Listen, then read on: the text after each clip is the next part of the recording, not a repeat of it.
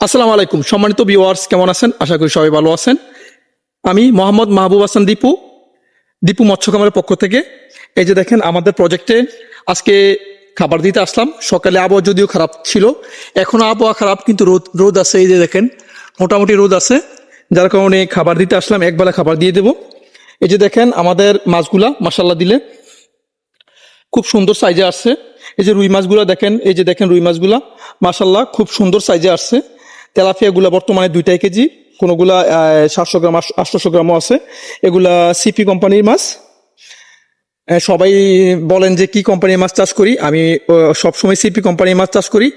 আর যদি মাছ পাইতে কোনো সমস্যা হয় চাষে দেওয়ার ক্ষেত্রে, তখন বা আমার মাছগুলো যদি ছোটো থাকে, তখন আমি কোয়ালিটির মাছ যদি পাই তাহলে দিয়ে থাকি।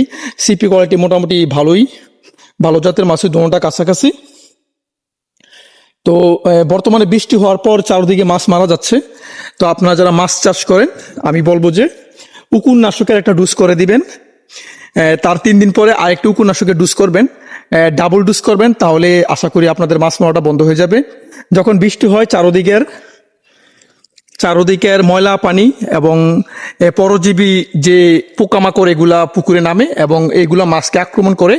এই আক্রমণের ফলে মাছে ক্ষত সৃষ্টি হয় এবং মাছের গায়ের যে রক্ত এগুলা চুষে খেয়ে ফেলে।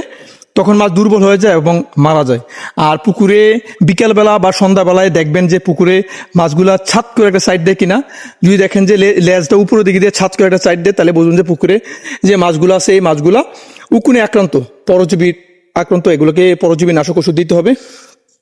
তো আমার পুকুরে আমি আগামীকালকে ওষুধ দেবো, যেহেতু এখন একটু আবহাওয়া ভালোর দিকে, বৃষ্টি একটু কমের দিকে। তো ইনশাল্লাহ আগামীকালকে খাবার বন্ধ রেখে এই পুকুরে আমি রাইস যে ওষুধটা আছে ইয়ন কোম্পানির, এই রাইসটা 6 বোতল দিয়ে দিব ইনশাল্লাহ। তারই 3 দিন পরে আবার 4 বোতল দিয়ে দেব। তো সবাই সবার পুকুরে ইনশাল্লাহ যে মাছ চাষ করেন, এটা সঠিকভাবে মাছটা চাষ করবেন। তাইলে হবে কি, মাছের রোগবেলাটা যদি আপনি ধরতে পারেন, তাইলে মাছের তেমন একটা সমস্যা হবে না ইনশাল্লাহ। আর যারা মাছ চাষ সম্পর্কে জানতে চান এবং নতুন ভালো করে বোঝেন না, অবশ্যই আমাদের সাথে পরামর্শ করবেন। আমরা ইনশাল্লাহ আপনাদেরকে সঠিক পরামর্শটাই দিয়ে থাকবো। তো সবাই আমার ইউটিউব চ্যানেলটা সাবস্ক্রাইব করে পাশেই থাকবেন। আর যারা ফেসবুকে আছেন, ফেসবুক পেজটা ফলো করে রাখবেন, ভিডিওগুলো শেয়ার করে সকলকে দেখার সুযোগ করে দেবেন। এমন সুন্দর সুন্দর মাছের ভিডিও পেতে, মাছ চাষের সম্পর্কে সুন্দর সুন্দর জানতে অবশ্যই আমার পেজটা ফলো করে পাশেই থাকবেন ইনশাআল্লাহ। তো আজকে এই পর্যন্তই। সবাই আমার ইউটিউব চ্যানেলটা সাবস্ক্রাইব করে পাশেই থাকবেন।